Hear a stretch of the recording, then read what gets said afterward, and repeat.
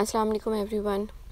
I am Dr. Maimuna and today we are going to start cardiovascular system. As its name indicates, cardio means heart and vascular means vessels. So this cardiovascular system has two parts. Number one is the heart and other one is the blood vessels. So the function of heart is to pump blood. All the blood that comes to the heart has to pump that blood, and blood vessels, they form a network through which the blood flows, and then blood flows back through these blood vessels. The blood flows back to the heart, and again through the pumping action of the heart, blood is pumped into the blood vessels. What are the functions of circulation? It's a very important question. The functions of circulation, number one is it supplies oxygen and nutrition to the tissues. As the blood carries oxygen from the lungs towards the tissues, and again it supplies nutrients to the tissues. The second function is it carries carbon dioxide and waste from the tissues to the lungs, and from the kidneys towards the kidneys and liver to be excreted from the body. So इसका second function क्या है कि जितने भी waste products हैं tissues में बने after metabolism, उनको कलेक्ट किया, कार्बन डाइऑक्साइड इसने दे दी किसको, लंग्स को, to be excreted out, and waste products जो हैं आपके यूरिया, क्रेटिनिन, जितने भी वेस्ट प्रोडक्ट्स बने वो या तो लिवर या किडनी के पास चले जाते हैं to be excreted out from the body. Third function is it regulates the body temperature. अगर किसी एरिया का टेम्परेचर इंक्रीज़ हुआ है, then the medium which carries the increase in temperature from one area towards the other area is blood. So blood के through ये increase in temperature एक जगह से दूसरी जगह ट्रांसफ़र होता है और it helps in the regulation of the body temperature. Fourth function is it distributes hormones and other substances to the tissues. Fifth function is it maintains the pH of the body. And last function which we have already discussed, that is homeostasis. So very important function of circulation is homeostasis. It means maintenance of the internal environment of the body. The heart pumps blood into two anatomically separate blood vessels. So these blood vessels are the pulmonary circulation and the systemic circulation. In this diagram, on the upper side you can see the pulmonary circulation, and this pulmonary circulation is situated in the lungs, and systemic circulation which is situated in throughout the body, right? So in this flow chart I am going to describe how this circulation, both these circulations are connected. On the right side, in fact we have to start from the left side. From the left side you can see that right ventricle has deoxygenated blood. अच्छा, आप अब दोनों इसको relate करेंगे diagram को with the pathway जो कि flow chart नीचे दिखाया है.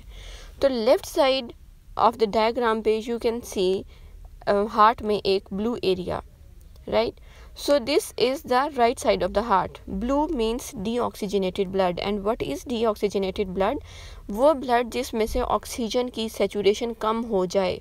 जब टिश्यूज़ ऑक्सीजन एक्सट्रैक्ट कर लेते हैं तो जो आपका ब्लड है वो डीऑक्सीजनेटेड होता है. तो इसको डिस्टिंग्विश करने के लिए फ्रॉम द ऑक्सीजनेटेड ब्लड इसको ब्लू कलर दिया है, राइट? तो जो ब्लू कलर है आपका, जो डीऑक्सीजनेटेड ब्लड है, वो आपके right side of the heart में आता है. अगर आप फ्लो चार्ट की तरफ आ जाओ, लेफ्ट साइड से स्टार्ट करते हैं, तो right ventricle contains deoxygenated blood. It pumps this blood into the pulmonary artery, and so which type of blood is there in the pulmonary artery? It's deoxygenated blood. The pulmonary artery carries this deoxygenated blood into the lungs. In the lungs, the blood is oxygenated, and this oxygenated blood is then carried by the pulmonary vein to the left atrium. अब आप diagram को देखें और diagram की right side पे आपको ऊपर जो वेसल्स नज़र आ रही हैं वो पल्मनरी वेन है, और वो पल्मनरी वेन ओपन हो रही है into the left side of the heart. Left side of the heart में आपका पहले लेफ़्ट एट्रियम आता है and then there is left ventricle. So oxygenated blood is being pumped through the pulmonary vein into the left atrium.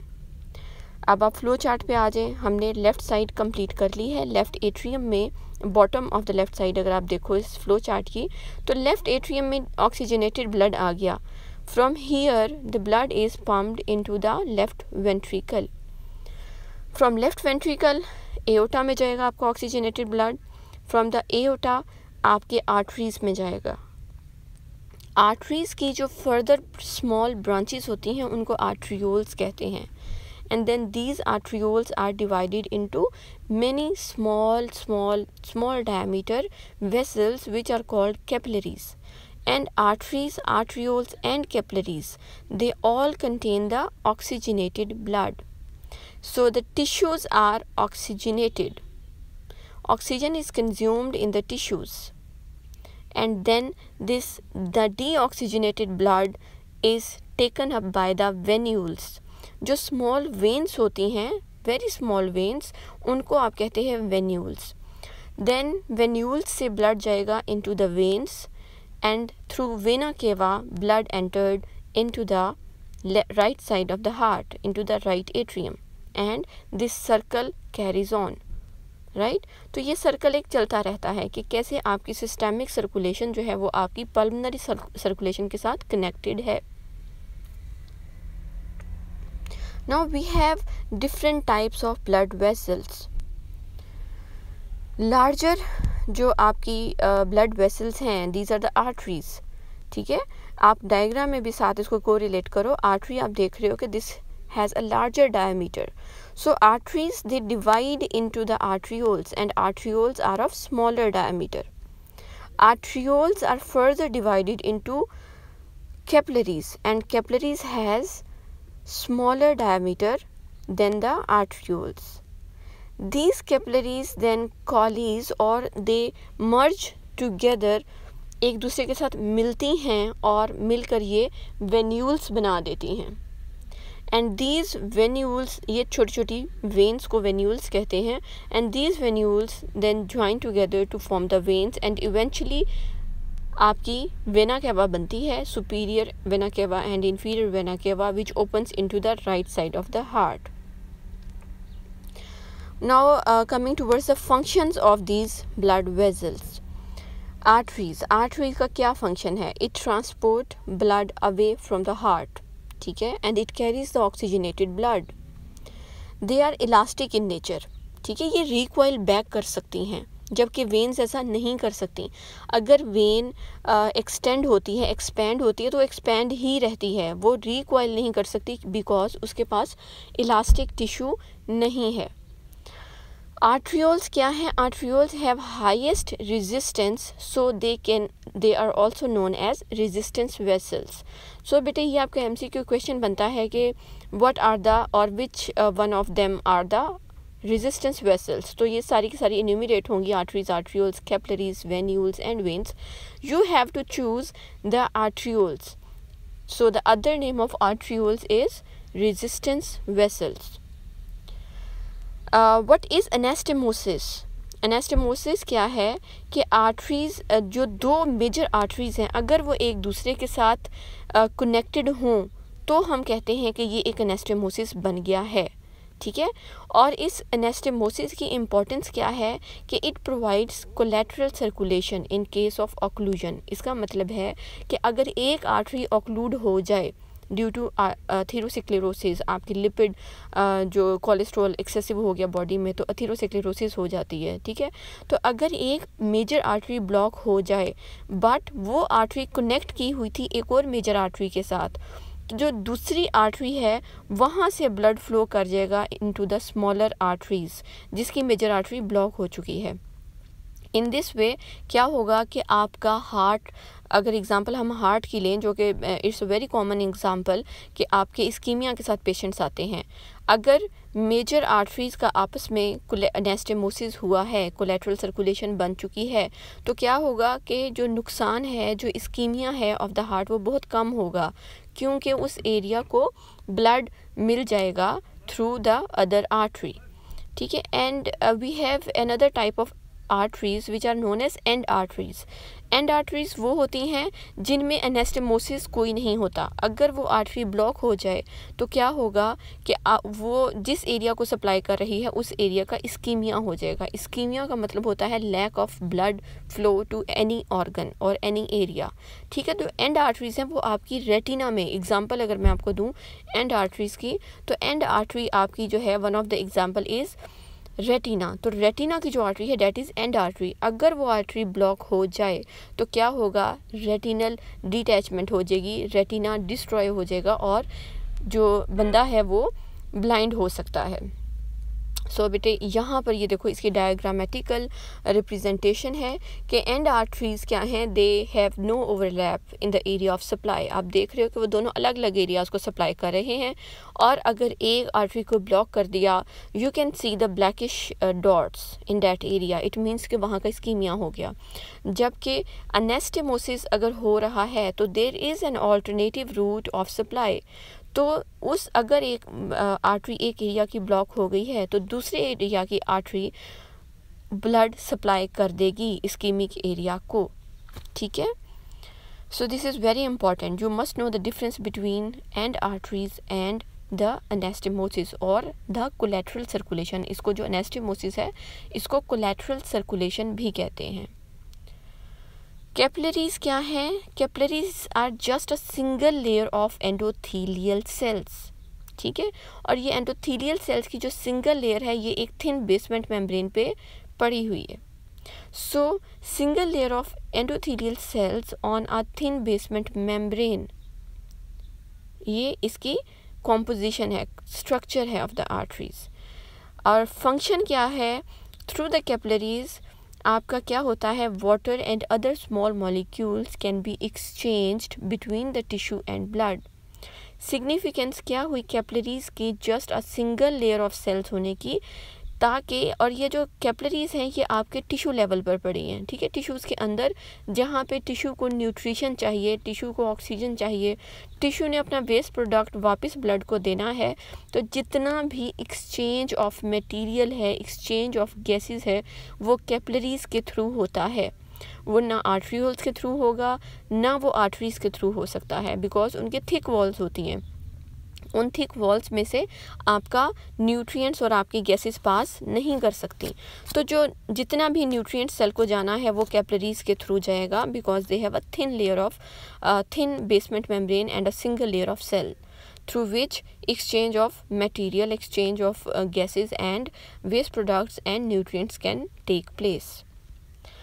Flow is controlled by, अच्छा जो अब capillaries का जो फ्लो है, ठीक है, ये उसकी बात हो रही है कि flow is controlled by rings of smooth muscle called pre capillary sphincters.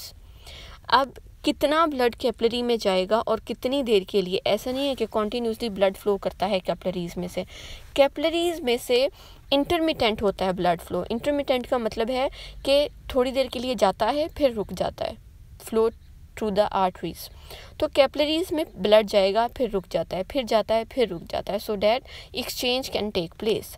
तो जो ब्लड रोकते हैं, रोकना कैसे है कैपिलरीज में ब्लड फ्लो को, entry of blood into the capillaries को जो रोकना है वो हमने कैसे रोकना है, थ्रू प्री कैपिलरी स्फिंक्टर्स। ठीक है, इस डायग्राम में बेटे you can see the pre capillary sphincter. ठीक है, ये सिंगल लेयर, ये आपका क्या है, ये स्मूथ मसल का एक लेयर है जो कि it is acting as a sphincter. और आपको पता है कि स्फिंक्टर जहाँ जहाँ पर भी हों वो क्लोज होते हैं, वो ओपन होते हैं। ठीक है, और इनको, इन स्फिंक्टर्स को कंट्रोल किया जाता है। ऐसे नहीं है कि ये स्फिंक्टर ऑटोमेटिकली काम कर रहे हैं अपना, ऑटोमेटिकली इस तरह से करेंगे कि इनके ऊपर भी एक सुपरविज़न है। और सुपरविजन हम आगे जाके भी पढ़ेंगे कि प्री कैपिलरी स्फिंक्टर्स को कौन कौन सी चीज़ें कंट्रोल करती हैं. So the sphincters open when there is hypoxia. Hypoxia का मतलब है कि low levels of oxygen in the tissues. तो हमने अभी ये बात की थी कि जो प्री कैपिलरी स्फिंक्टर्स हैं उनको कंट्रोल करेगा कौन, लो लेवल्स ऑफ ऑक्सीजन. अगर ऑक्सीजन का लेवल लो होगा तो ये स्फिंक्टर्स ओपन हो जाएंगे. And if there is high level of tissue waste, अगर वेस्ट प्रोडक्ट टिश्यू में बहुत ज़्यादा बन रहा है तो वो क्या करेगा, वो इन प्री कैपिलरी स्फिंक्टर्स को ओपन रखेगा सो डैट ब्लड फ्लो करता जाए और वेस्ट प्रोडक्ट जो हैं वो वॉश्ड अवे होते जाएं. ये इस डायग्राम में बेटे क्लियरली आपका कैपिलरी से ऊपर आप देखो तो there is pre capillary sphincter.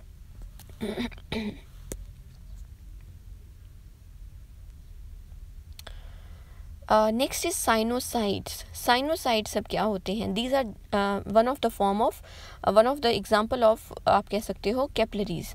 तो sinusoids are basically capillaries, but एक स्पेसिफिक एरिया की कैपिलरी को आप साइनोसाइड कहते हैं. और वो स्पेसिफिक एरियाज कौन कौन से हैं? In the liver and bone marrow the capillaries are wide and leaky. वो कैपिलरीज जो बहुत वाइड हों, जिनका डायमीटर बहुत ज़्यादा हो और उसमें से बहुत सारा प्रोडक्ट जो हैं वो निकल सकें, उनको आप साइनोसाइड्स कहते हैं. और ये साइनोसाइड्स आपके पड़े हैं आपके लिवर एंड बोन मैरो में. These sinusoids allow faster exchange of substances between the blood and tissues, right? And the last जो आपकी डिवीज़न थी वेसल्स की वो है जी वेन्स एंड वेन्यूल्स. वेन्स का फंक्शन है कि इसने it has to return blood to the heart. इसकी जो स्ट्रक्चर है वो डिफरेंट है from the arteries because they have thinner walls and there is less muscle and less elastic tissue. ठीक है, ये डिफरेंस इसका बताया है आर्टरीज से. आर्टरीज की थिक वॉल्स होती हैं, आर्टरीज में मसल का कंटेंट ज़्यादा होता है और इलास्टिक टिश्यू का कंटेंट भी बहुत ज़्यादा होता है.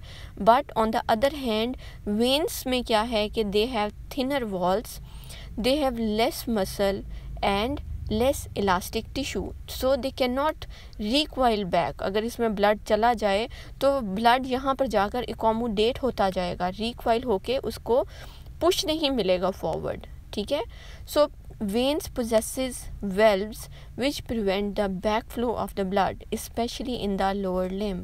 ये इस डायग्राम में आप देख सकते हो बेटे कि there are the valves.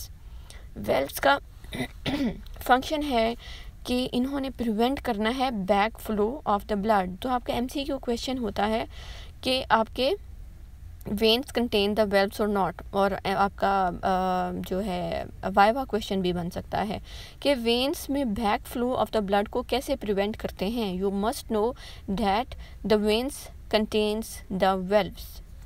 Veins contains large amount of the blood. Almost जो टोटल हमारा ब्लड है उसका 2/3 जो है वो आपके वेन्स में प्रेजेंट होता है. And due to this large volume of the blood in the veins are also known as capacitance vessels और रेजरवायर वेसल्स. ठीक है, या तो इसको रेजरवायर वेसल्स कहते हैं बिकॉज ये रिजर्व कर लेती हैं ब्लड को, ब्लड इनके अंदर पड़ा रहता है, या इनको कैपेसिटेंस वेसल्स कहते हैं. Again this is your MCQ question कि which one of them are the capacitance vessels? Arteries, arterioles, capillaries, veins and venules. तो you have to select the veins because they can accommodate, they can retain a large amount of blood in them. ठीक हो गया. Next is control of blood vessel diameter. अब हमारी जो blood vessels हैं इनके diameter को इंक्रीज और डिक्रीज हम कर सकते हैं. वो हम कैसे कर सकते हैं? Through the autonomic nerves. We have autonomic nervous system. ठीक है, ऑटोनॉमिक नर्वस सिस्टम की 2 डिवीजन्स हैं. एक है sympathetic division and other one is the parasympathetic division. जो ब्लड वेसल्स को सप्लाई करती है वो है सिंपैथेटिक डिवीजन. तो सिंपैथेटिक डिस्चार्ज अगर और इनका जो सेंटर है ऑटोनॉमिक नर्वस सिस्टम का वो पड़ा है आपके मेडुला ऑब्लांगेटा में. राइट। तो जो सिंपैथेटिक डिवीज़न है, अगर वो एक सिंपैथेटिक सप्लाई और सिंपैथेटिक डिस्चार्ज ज़्यादा होगा तो ब्लड वेसल का डायमीटर कम हो जाएगा, अब उसमें से ब्लड कम गुजरेगा। और अगर सिंपैथेटिक डिस्चार्ज कम हो जाएगा तो ब्लड वेसल का डायमीटर ज़्यादा हो जाएगा, वाइस वर्सा है ये, ठीक है। एक चीज़ ज़्यादा होगी तो दूसरी चीज़ कम हो जाएगी। अगर सिंपैथेटिक फ्लो और सिंपैथेटिक डिस्चार्ज ज़्यादा हो रहा है तो ब्लड वेसल का डायमीटर कम हो जाएगा। Autonomic nerves arise from the vasomotor center in the medulla oblongata and change the diameter of blood vessel. Mostly arterioles are regulated. अब इसका मतलब है कि जो मैक्सिमम सप्लाई है ऑटोनॉमिक नर्वस सिस्टम में से सिंपैथेटिक नर्वस सिस्टम की, वो आर्ट्रियोल्स को है। सो आर्ट्रियोल्स जो हैं वो उनका डायमीटर मेजरली कंट्रोल किया जाता है। और इनको हमने, अगर आपको याद हो तो अभी मैंने डिस्कस किया था कि आपकी जो आर्ट्रियोल्स हैं इनको हम रेजिस्टेंस वेसल्स कहते हैं। यहाँ पर मैक्सिमम रेजिस्टेंस अप्लाई की जा सकती है टू द ब्लड फ्लो। तो जब ब्लड फ्लो में रेजिस्टेंस इंक्रीज होगी तो this will lead to increase in the blood pressure, ठीक है। तो जितना भी जो आपका जो कंट्रोल है वो मैक्सिमल आर्ट्रियोल्स के लेवल पे किया जाता है to change the diameter of the arterioles. अब जो रेजिस्टेंस है, resistance to the blood flow है, वो डिपेंड करती है 3 फैक्टर्स के ऊपर। There are 3 factors upon which the resistance to the blood flow in a vessel depends. Number 1 is the diameter of the vessel, 2 is the length of the vessel, and third one is the viscosity of blood. Diameter की अगर हम बात करें बेटे, अभी मैंने आपको बताया ऊपर के आर्ट्रियोल्स का अगर डायमीटर छोटा हो जाएगा तो क्या होगा कि ब्लड को फ्लो करने में डिफ़िकल्टी होगी, तो क्या होगा, रेजिस्टेंस ज़्यादा हो जाएगी। सो रेजिस्टेंस अगर इंक्रीज़ करनी है तो डायमीटर ऑफ द वेसल को डिक्रीज़ करना पड़ेगा। अच्छा, second factor is length of the vessel. अगर एक वेसल बहुत लंबी है तो उसमें रेजिस्टेंस ज़्यादा होगी बनिस्बत उस वेसल के जिसका लेंथ कम है।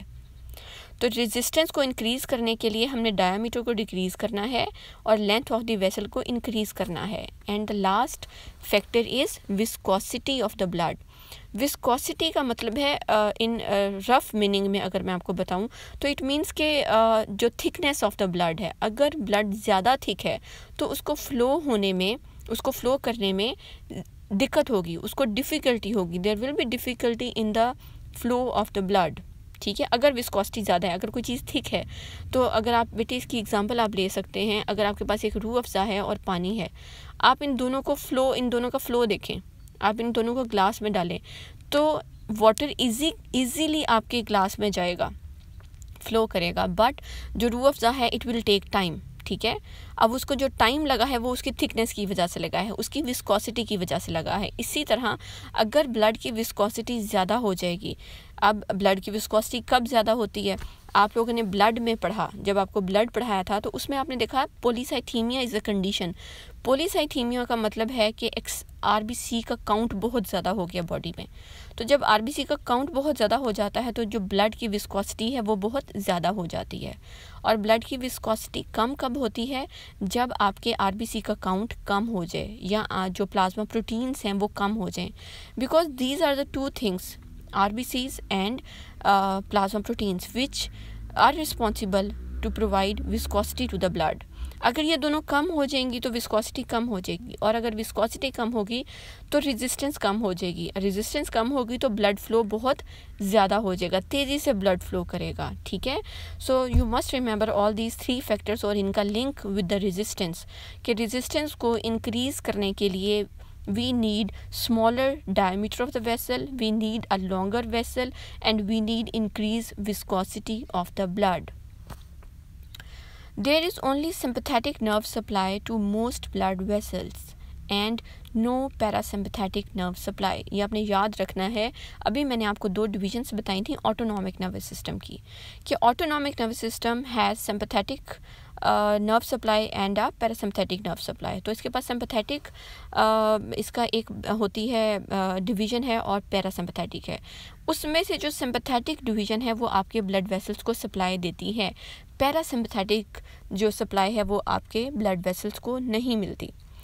अब सिंपैथेटिक एक्टिवेशन अगर हो गई है, अगर सिंपैथेटिक सप्लाई इंक्रीज हो गई है टू द ब्लड वेसल्स, तो क्या होना चाहिए? तो आपके डायामीटर जो है आपकी वेसल का वो कम हो जाना चाहिए, and this decrease in the diameter is called vasoconstriction.